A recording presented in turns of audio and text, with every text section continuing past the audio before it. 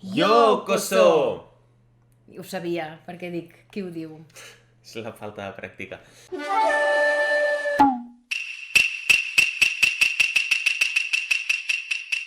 Yokoso! Nosaltres som Aventura per Japó.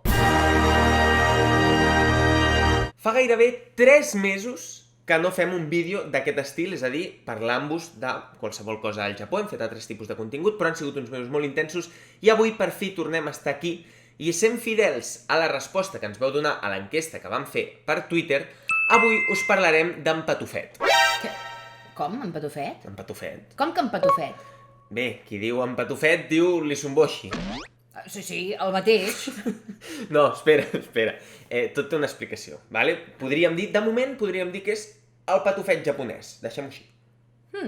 Potser us estareu preguntant quina relació hi ha entre en Patufet i l'Isumboshi, però no patiu, que ara posem fil a l'agulla i us ho explicarem. Fa molt i molt de temps, o com comencen les històries japoneses, Mukashi, a algun indret del Japó hi havia una parella de vellets que no havia pogut tenir fills.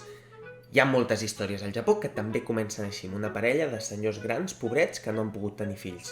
Però no us farem spoiler per futures altres històries. Aquesta parella de vellets estaven molt tristos perquè no havien tingut cap fill. I és clar, es passaven tot el dia resant i demanant als déus: «Sisplau, concedeix-nos un fillet, onegai shimasu, encara que sigui petit com un cigronet». Jo és que no puc. He fet bé de velleta, Sí. Seguim.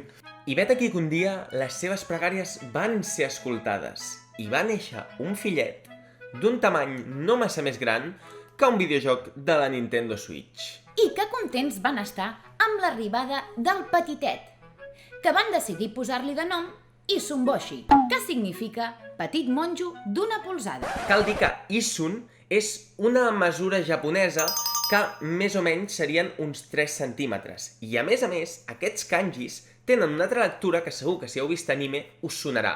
Chotto! Doncs són els mateixos kanjis que Isun. Cal dir també, per altra banda, que Boshi o Hoshi també vol dir monjo budista. Així doncs, Isum Boshi. Tot té sentit.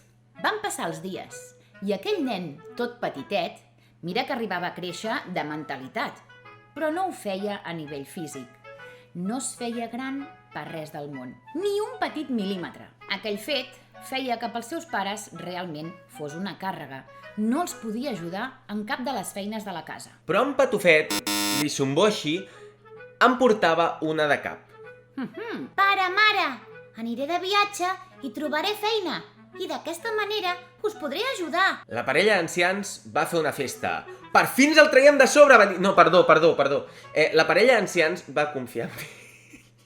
Pobret. Va confiar en ell i va decidir ajudar-lo en aquesta aventura. Pobret. Té, fill meu, et donaré un bol perquè el facis servir de barca. I amb aquest escuradents podràs remar. Aquí tens una agulla de cosir perquè et serveixi d'espasa si venen dolents. Ai, fill meu, em faràs patir. Gràcies, mare. Gràcies, pare. Itekimasu. Iterashai! Això, per qui no ho sàpiga, són les expressions que s'utilitzen quan algú marxa de casa. Després de més d'una nit navegant, per fi va arribar al seu destí, la gran ciutat, Tòquio! Tòquio? No sé, No, bueno, potser sí. potser són les ganes que tenim d'anar-hi nosaltres. Segurament. Allò era un va i ve de gent atrafegada i atabalada. El pobre Isumboshi estava una mica desconcertat. Caram, si jo ara fos català i hagués de caminar per aquests carrers, segurament cantaria... Patim, patam, patum, homes i dones del Catret. Bé, després d'aquest moment tan patriòtic i folclòric, la cosa segueix amb que va arribar a casa d'un senyor, una casa molt senyorial, i va picar a la porta. I què va passar? Qui hi ha? Qui hi ha? Nani monoda! No veig ningú.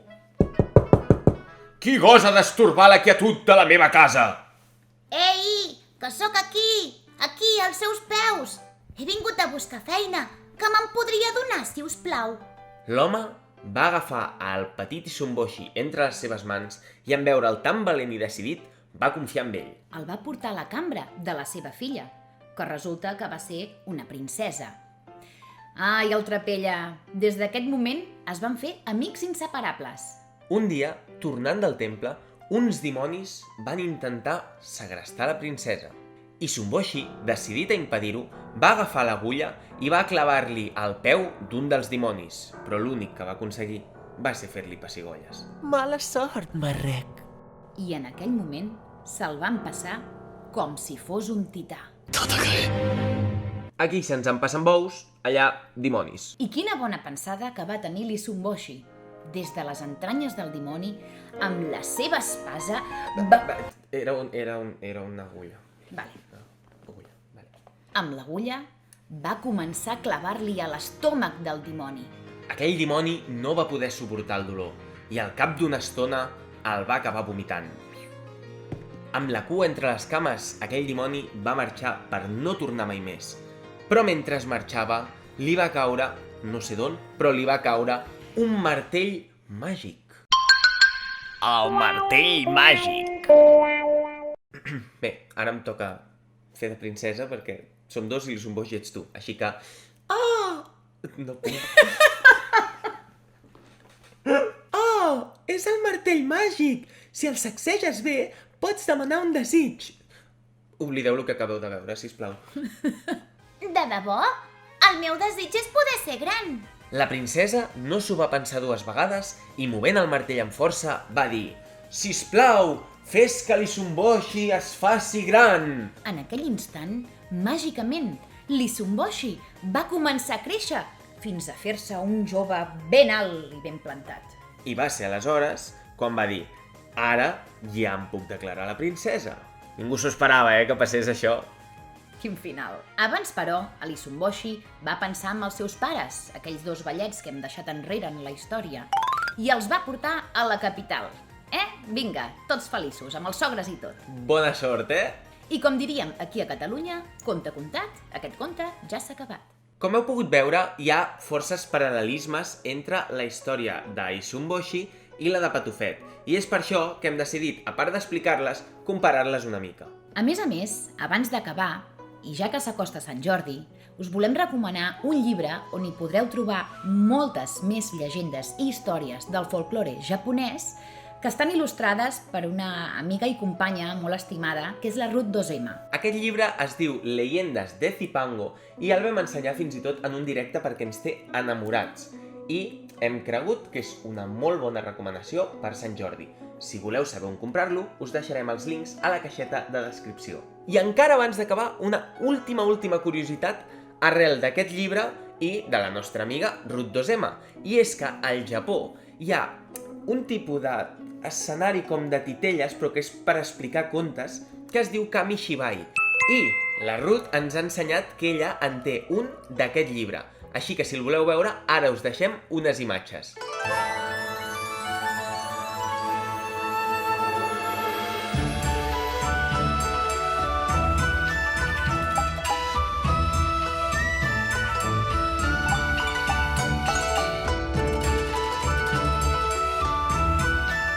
Coneixíeu aquest conte tradicional japonès? Us agradaria que en narréssim alguns més i els comparéssim amb altres contes catalans? Si és així i us ha agradat el vídeo, deixeu-nos-ho als comentaris. Recordeu que ens podeu seguir a les xarxes socials, al Facebook, al Twitter, a l'Instagram, a Twitch i a TikTok. Moltíssimes gràcies i ens veiem al pròxim vídeo de Aventura per Japó!